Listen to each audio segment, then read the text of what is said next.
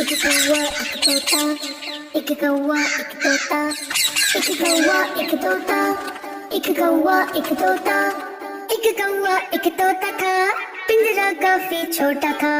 एक कौवा एक तोता था, पिंजरा काफी छोटा था।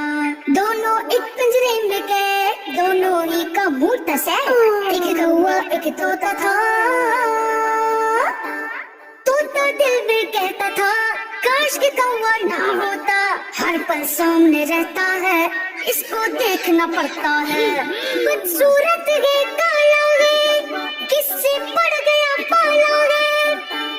काश कि ये हो मुझसे दूर, मैं पिंजरे में हूँ मजबूर। एक कौवा तोता, कौवे का था इस पे जोर, तोता कितना करता शोर। कहते करता रहता है, देखो तो डर लगता है, लगता है ये कितना बुरा, रहता हूँ मैं डरो डरो। काश यहाँ ये ना होता, इसकी जगह कौवा होता। कोशिश में अपनी अपनी फेर हुए जब दोनों ही, दोनों ने मिला के हाथ, जोर लगाया फिर एक साथ, तोड़ दिया पिंजरे का गेट। दोनों ने फिर किया ना वेट, अपने बाजू खोल दिए, दोनों ने हर तोड़ दिए। प्यारे बच्चों बात सुनो, आपस में मिलजुल के रहो, रंगो नस्ल की नफरत को अपने दिल से दूर रखो।